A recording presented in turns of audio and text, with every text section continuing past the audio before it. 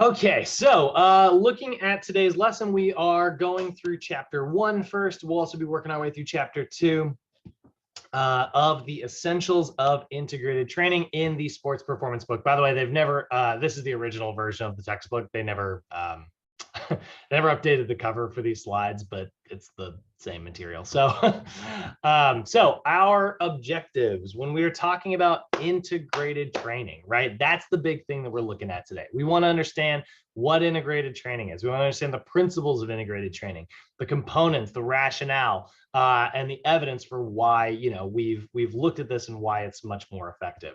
So what do I mean when I say integrated training, right?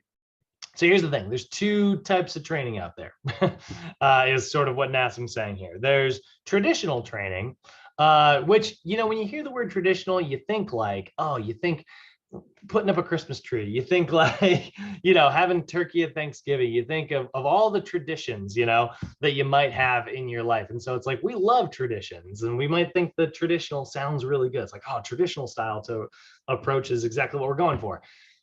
Traditional training is a little bit different here. What we mean by traditional training is we're talking about like all those bros in the gym who are like, oh, you got to do bench press, and then you got to do this, like these are the exercises, right? And like it's what worked really well for them, right? You talk about like I call it the bro split, right? So when you look at training splits, there's a lot of different training splits out there.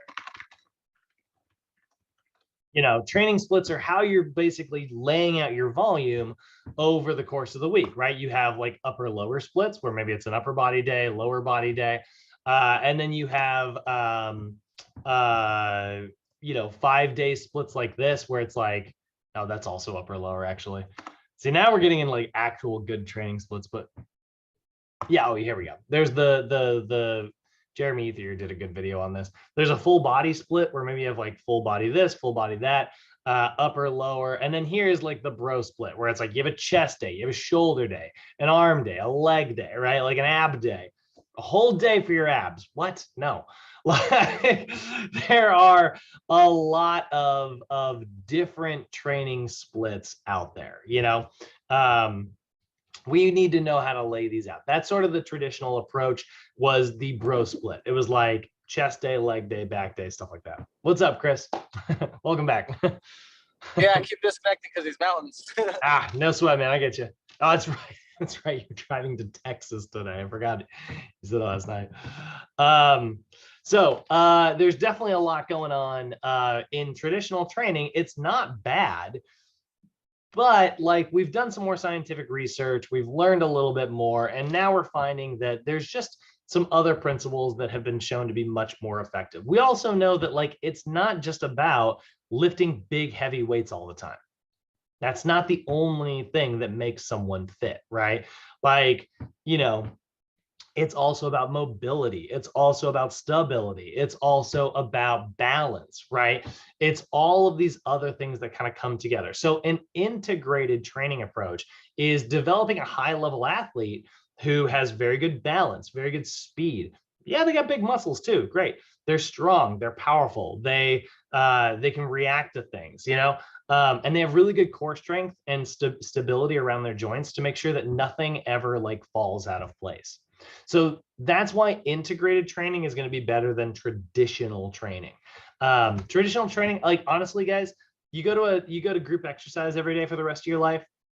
They're not really writing those workouts for you. It's actually probably not going to be bad for you. Like if you're going to like Orange Theory Fitness, I like that company a lot, actually. If you were to go to like their workouts every day and that was the only gym experience that you have, that's certainly better than nothing. I love it, but it will never, ever be as good as actually writing a program specifically for your posture and making sure that we know where you are in your cycle, right? Where it's like, we're doing this version, then that, we're building you up, right? Building a foundation, then we're building upon that foundation. So that's the integrated training approach. It is a comprehensive, meaning that we're getting everything, right? Systematic, which means like we are going through, we know that this leads to that, which leads to this, which leads to that, right? Program that develops a high-level athlete and prevents injury. It focuses on this idea of like functional strength, right? How many times do you guys see people in the gym doing this kind of lifting where they're like, they work really hard and they're like, and they just drop it every time, right? Those guys who do this kind of bicep curl, right? They do this thing. My hips popped when I did that. They're doing like these type of bicep curls where it's like, and they just drop it. Like they're not doing any eccentric contraction at all, right? Well, we want functional strength. We want to be strong concentrically, yeah, absolutely. But we also want to be strong eccentrically. We want to be strong isometrically, right? We need to be able to produce force. We need to be able to reduce force.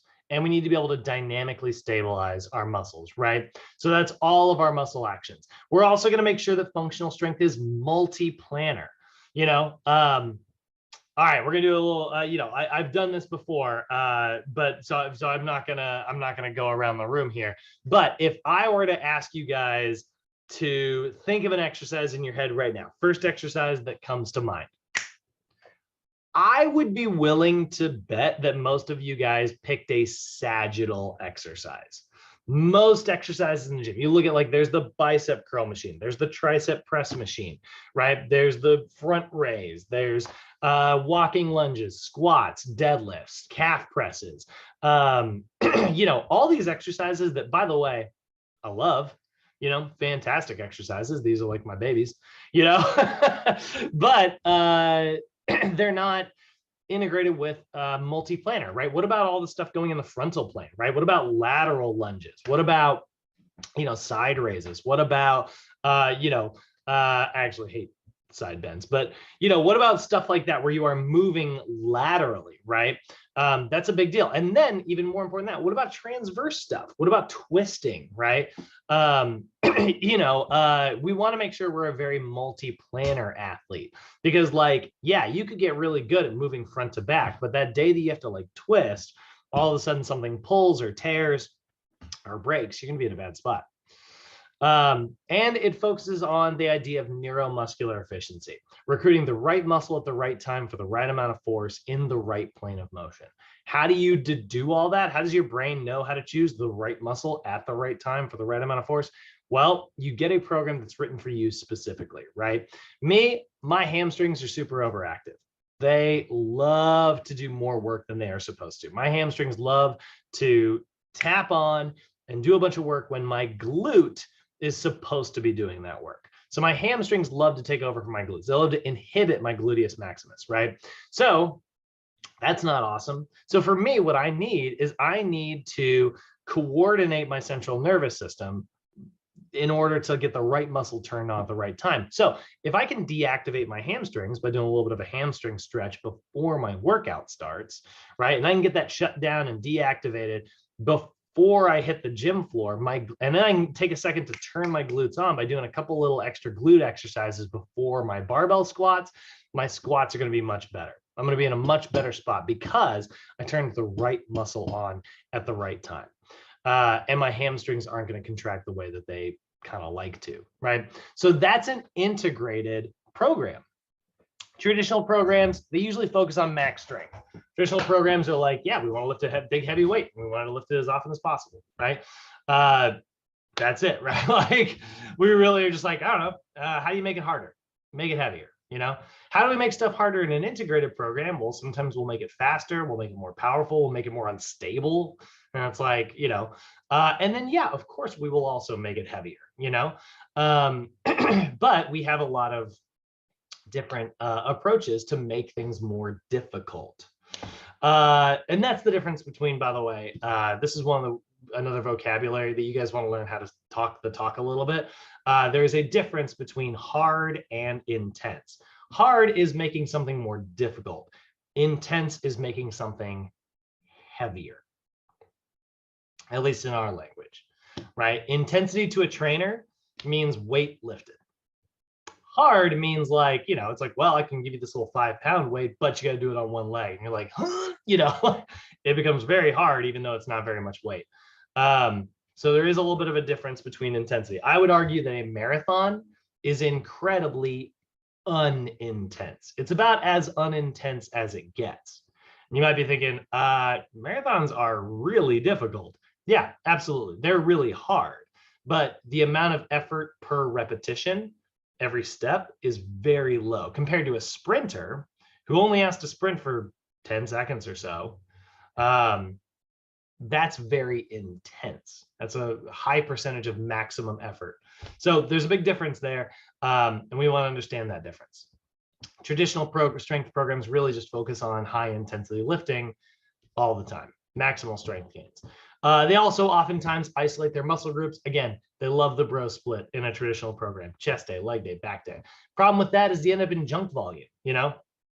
Let's say I want to get 20 sets for my. Let's say I want to get somewhere between like 18 and 20 sets for my chest per week, because that's going to be optimal for muscle growth and strength, right? So 18 to 20 sets there. So I could do, let's say I do 4 sets of a bench press, followed by an incline chest press, followed by a cable fly, followed by the pec deck, followed by a bench dips or something, right? So now I've got my 5 chest. I know that one's kind of tricepy, but I got my 5 chest exercises, 4 sets each, right? 5, 10, 15, 20. That was 25 sets. Whoops. 3 sets each. Actually, you know what? I only need 4 exercises. So I got my 4 exercises. Wait. No, I had it right. No, yeah. 4, 8, 12, 16, 20. That's what it is. Dumb brain. So yeah, 4 sets each exercise. That's going to be 20 sets total. It's not bad. But the problem is 4, 8, when I get to about here, maybe here, right? Maybe if we got plenty of endurance, I'm really starting to run into some junk volume problems. I'm really starting to run into where it's like, yeah, I'm doing my sets and I'm pushing as hard as I'm capable of, but I'm probably not really challenging my muscles as hard as I could. Now, an integrated program might look at that and say, yeah, there's a lot of junk volume where you're doing the work, but because you're not able to work your muscles very hard because they're so exhausted, it's very sloppy. So you're getting into bad habits and it's just not great for growth, right? So instead, what would happen if we did 3 chest exercises on Monday and 2 more chest exercises on Thursday? Well, if we did something like that, that's going to be a much more effective program. So now I've got a little bit of a hypertrophy day and a little bit of a max strength day, right? Where like when I'm lifting really heavy, I'm really only going to do 2 exercises. And when I'm lifting a little bit lighter, I can do 3, So like this would maybe be like the cable fly, incline chest press, and let's say, what was the other one I had picked? Brain. Pec deck. Jeez. So I got those 3, right? And then on day 2 here, I would do like very heavy body weight dips, or maybe even more body weight, like, put a backpack on.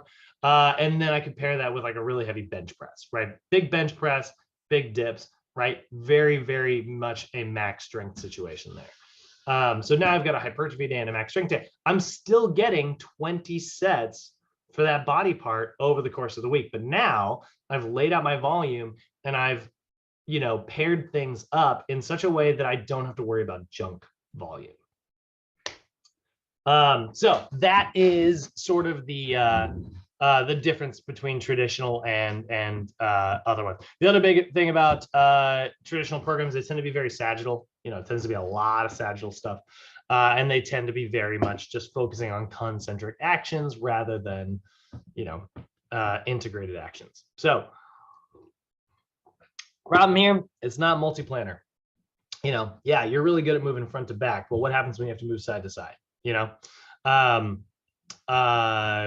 other problem, it doesn't use the entire muscle action spectrum. Maybe you can accelerate something, but you can't decelerate it, right? You can't catch it, I got this guy that I play Ultimate with. He's so fast. This guy is super, super speedy, but his hand-eye, so like a great sprinter, but his hand-eye coordination is terrible. I love him to death. He's a good friend, but like constantly he's like, right here, and you'll hit him. I will throw the perfect pass and it will just go thunk and bounce right out of his hand. And I'm like, what's that, David? Oh, I'm the same way. I'm the exact same, or I was the exact same way before I had to get my hand-eye coordination up. I was So gonna like, say, I was like, you're a boxer, man. You yeah, got I used to be like that. Yeah, until I yeah, had to like when we would play football and stuff, I'd be super fast. Like I'd be the first guy. I'd be all the way in the end zone within like 10 yeah. seconds. I'd be fast, but they throw it to me, and like I'd be waiting on the ball, and because I was waiting so long, I'd get distracted. And as soon as the ball's about to come to me, it just slipped right out of my hands. Crazy. Did you guys ever watch this movie? Um, uh, shoot, what's this movie called? It was a football movie with a wide receiver, and like, there's this like, they're like, there's this like game-winning play, and this guy's trying to throw. It's like, don't throw it to stone hands because he just can't catch, but and then he actually does in that one. But like the coach is like, no. Yeah, that is, that's some of that's not directly to what we're talking about here, but in a lot of traditional programs, they focus on being good at one thing. I would rather have someone who's a little good at multiple things than someone who is exceptionally good at one thing, unless athletically, specifically, like a sprinter or something. It's like, okay, great. Like, I want you good at that one thing. Michael Phelps, I want him good at swimming. That's the end of that story, Sure. So we definitely needed to have a paradigm shift. This is where NASA created, the OPT model and a more integrated approach to training. So stuff that we are going to talk about in this class. Now you'll notice there's going to be some vocabulary words here in the PowerPoint that I am not putting in your notes today, and that's because they're going to be in the lesson. So the rest of this PowerPoint is really like, here's what you're going to learn over the next couple of days. So part of that is going to be a stretch shortening cycle. We're going to talk about how your muscles respond when you actively stretch them. When you stretch your muscles rapidly, they naturally want to contract back in the opposite direction. So you experience an active stretch, which causes an active contraction afterwards because your muscle kind of panics. Your muscle's like, whoa, that is way too much stretching, way too fast. We are going to rip in half. So what it does is it contracts in response as sort of a protective mechanism. But if you're like, haha, that's exactly what I wanted you to do, and then you jump higher, there we go. We utilize the stretch shortening cycle to our advantage. So it's an active eccentric lengthening that causes your muscle and your nervous system to panic, and then followed by a active concentric shortening, which causes you to jump higher or be more explosive. So we love that, right? We love using stretch shortening cycles. So we are going to utilize an integrated continuum when we are looking at program design, right?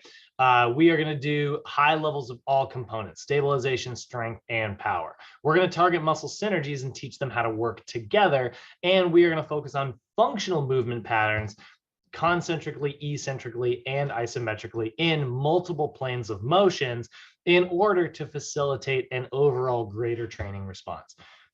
This is basically our fancy way of saying nobody does it better than NASM trainers.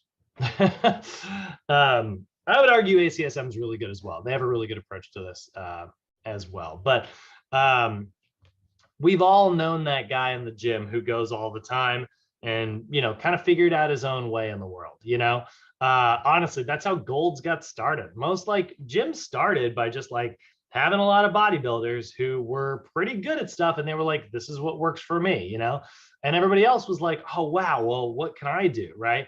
And they're like, well, this worked for me. It should work for you. And it's like, they're not taking into account like the physiologic differences that every individual is going to experience, everybody's a little bit different. So we need to be able to take that into account. So training in all planes of motion, right? We've got the frontal plane of motion here. We got the sagittal plane of motion here, and we got the transverse plane here. We want to be able to be good at all those. We are going to review those in biomechanics here in just a moment. We also want to make sure that we are always training our clients with optimum posture. Without optimum posture, poor posture leads to compensations, right? You see people doing like a shoulder press and they hike their shoulders up like this in order to help. That's not helping, right? their body thinks it might, because they use those muscles all the time. We talked a little bit, Hector's trap muscles, right? They like to compensate for, the rest of his upper back muscles. So we got to get those turned off beforehand.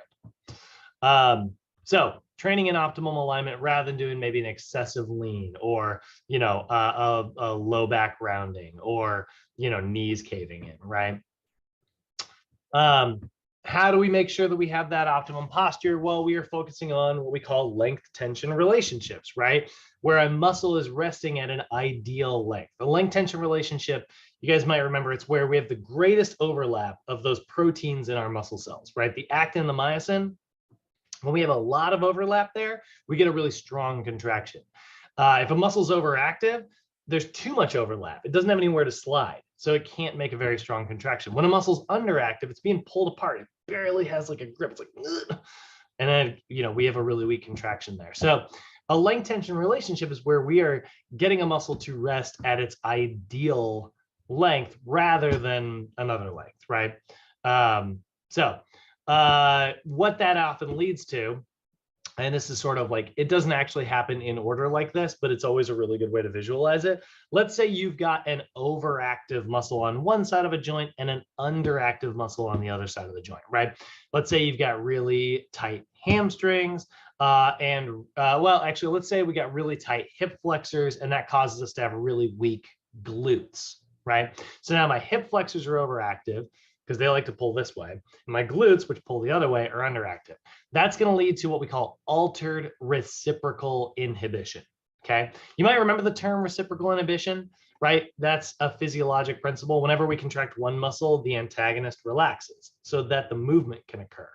If I contract my bicep and my tricep pulls at the same time, my arm's just going to go, and it's not going to go anywhere, right? But if I contract my bicep and my tricep relaxes, it reciprocated the movement, it released it, right? It was like, oh, okay, yeah, you do your job, I'll do mine in a moment. Like that's reciprocal inhibition. Altered reciprocal inhibition is the first one, where I squeeze them both at the same time and it doesn't happen. Let's say you're just passively contracting that hip flexor 24 hours a day, 365 days a year for 5 pounds of force. Doesn't sound like that big a deal, right? It's like, yeah, it's got like a 5 pounds worth of contracting that it's always trying to do, right? Well, that tight muscle means when you go to do like hip extension, like a squatting movement, you need to be able to get it to fire for an extra 5 pounds of force, which it may not be capable of because it is literally being shut down by contracting in the opposite direction. So it's altered reciprocal inhibition. The hip flexor was supposed to reciprocate the glute by saying, oh yeah, no, you do your thing, I'll do mine in a moment. But it doesn't. It says, nope, I'm just going to keep contracting and screw whatever you need to get done. I don't care. That's altered reciprocal. That's funged up reciprocal inhibition, not awesome. And that can lead to synergistic dominance. Synergistic dominance is where a synergist then takes over. Like, your glutes didn't fire, and then the hamstrings are like, oh, well, we can help, and then all of a sudden they're doing more work than they're supposed to, right? And they're inhibiting the glutes. So that ends up leading to altered movement patterns, and that ends up leading to an injury because the hamstrings were never intended to do all that work. So, yeah, we can see an example of that here, actually. So when it comes to writing an integrated flexibility program, right, we want to address the poor flexibility by, mobilizing those muscle imbalances. When it comes to cardiorespiratory training, we want to make sure that, yeah, we're improving performance and reducing our risk of injury and increasing our speed, right? That's a big part of cardio. We are trying to, develop all things. Some people are really good sprinters. Some people are really good long distance athletes. Everybody should be good at cardio in some capacity. So we need to train that cardiorespiratory training program, which a lot of traditional programs are like, just do your cardio whenever. And they kind of push it off to the side. They kind of forget about it. Core training, right? We want to make sure that we have a strong core to keep our discs from sliding around so we don't get injured. We want to have good balance training so we make sure that we don't move through the wrong ranges of motion.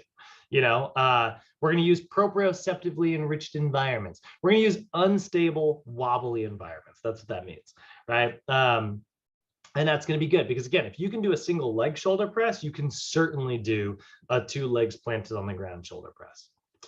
And we're going to train for plyometrics. We're going to use those stretch shortening cycles as often as possible to make our client more explosive and improve their speed. Speaking of speed, we're going to work on SAQ training, speed, agility, and quickness training, right? We're going to learn how to travel in one direction really fast. We're also going to learn how to change directions really quickly. And we're going to learn how to adjust our body. We're going to work on that hand-eye coordination. And then when it comes to our actual strength training, we get into the resistance stuff. Yeah, we are going to train it in a lot of different ways. We're going to focus on, injury prevention with stabilization. We're going to focus on endurance with the strength endurance phase. We're going to focus on muscle building with hypertrophy, maximum strength in maximum strength, and we're going to focus on power.